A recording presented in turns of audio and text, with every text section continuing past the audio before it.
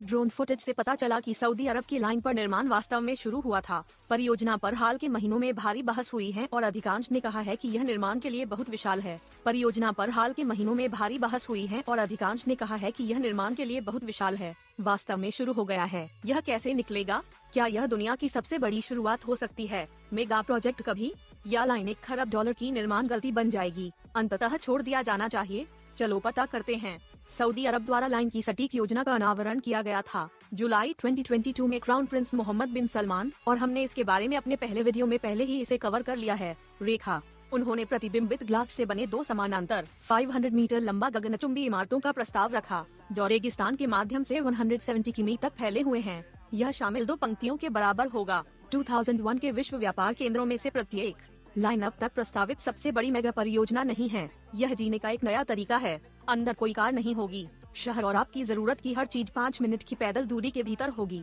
सारी ऊर्जा होगी हवा और सौर खेतों के माध्यम से उत्पादित, और इसके अलावा उपयोग किया जाने वाला कोई भी पानी कार्बन से आएगा। मुफ्त वनीकरण संयंत्र, यह सब इस लाइन को शून्य कार्बन सिटी बना देगा। प्रस्ताव के कारण हुआ सदमे, विस्मय और संदेह का मिश्रण।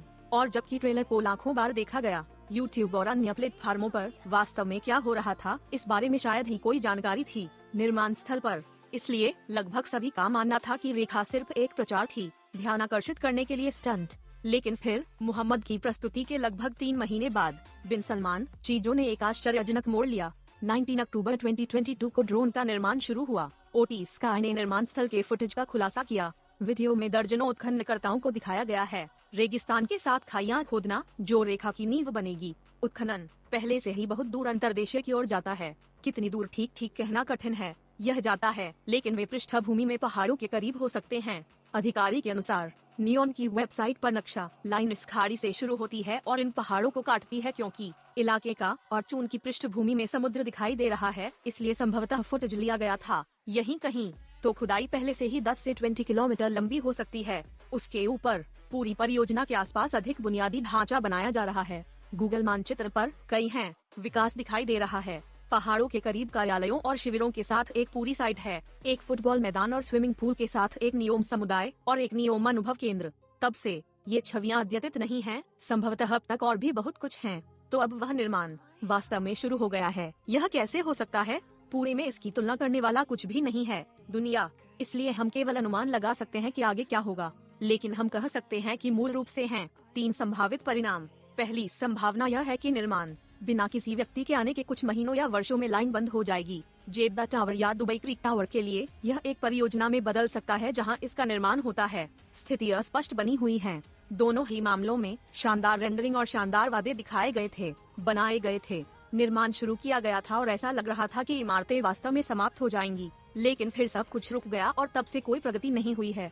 हालांकि ऐसा लगता है लाइन के लिए एक कम संभावना वाला परिणाम होगा, क्योंकि यह पूरे देश द्वारा समर्थित है और बड़े पैमाने पर प्राप्त हुआ है। पूरी दुनिया से ध्यान प्रोजेक्ट को पूरा होने के करीब लाना भी बहुत अच्छा हो सकता है। सऊदी अरब में अधिक पर्यटकों और निवेशकों को लाने का अवसर।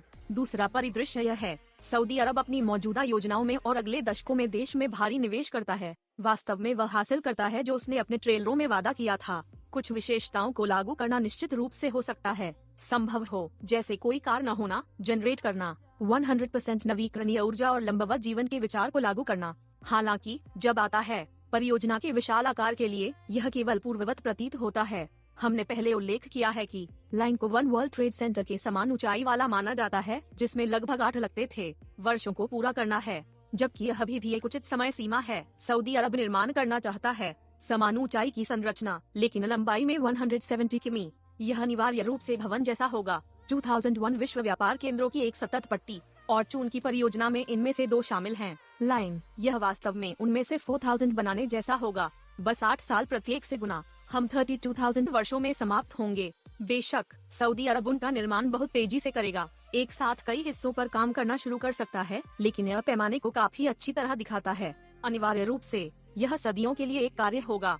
आपको एक और विचार देने के लिए, लगभग 40,000 श्रमिकों ने निर्माण किया चीन में 3 गोर्जिस डैम, और इसमें उन्हें 17 साल लग गए। लेकिन महज 180 मीटर की ऊंचाई और महज 2.3 किमी की लंबाई के साथ यह लाइन की तुलना में छोटा है। लेकिन एक तीसरा संभावित परिणाम है, यह देखते हुए कि उन्होंने पहले ही निर्माण शुरू कर दिया है, कोई समझौता हो सकता है।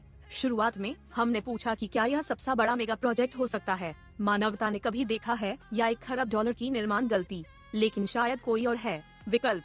आप में से कई लोगों की तरह हमारे पिछले वीडियो की टिप्पणियों में पहले ही कहा जा चुका है कि सऊदी अरब निर्माण कर सकता है यह, लेकिन उस पागल लंबाई पर नहीं जिसकी उन्होंने कल्पना की थी।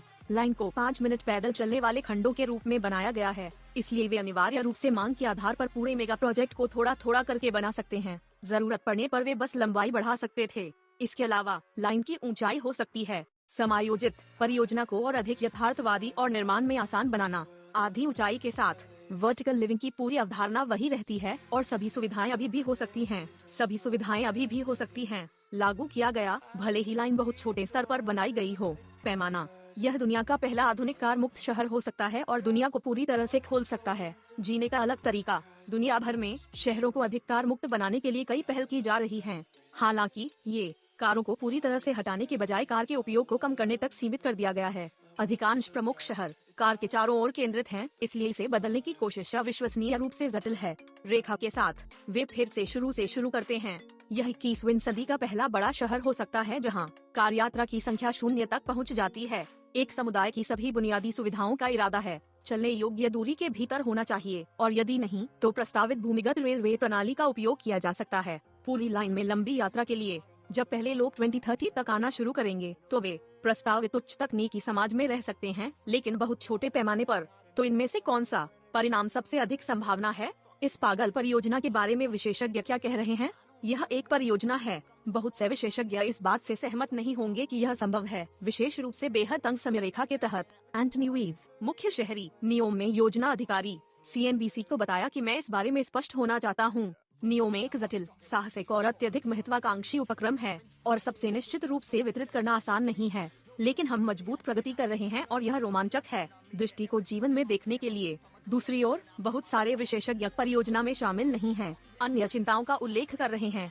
मार्शल ब्राउन, प्रिंसटन विश्वविद्यालय में वास्तुकला के प्रोफेसर, बताया कि बहुत सारी भौतिक और पर्यावरणीय घटनाएं होंगी जिनसे निपटना होगा। इस अविश्वसनीय रूप से न्यूनतम और विलक्षण चरित्र को प्राप्त करने के लिए जो प्रस्तुतिकरण प्रस्तावित करता है। तो अब आपको क्या लगता है कि निर्माण शुरू हो गया है? क्या यह परियोजना किसी तरह सफल होगी? क्या लोग वास्तव में भविष्य में वहाँ रहेंगे, या यह परियोजना एक परित्यक्त मैग में बदल जाएगी? परियोजना नीचे टिप्पणी करके हमें बताएं। हमारे वीडियो देखने और समर्थन करने के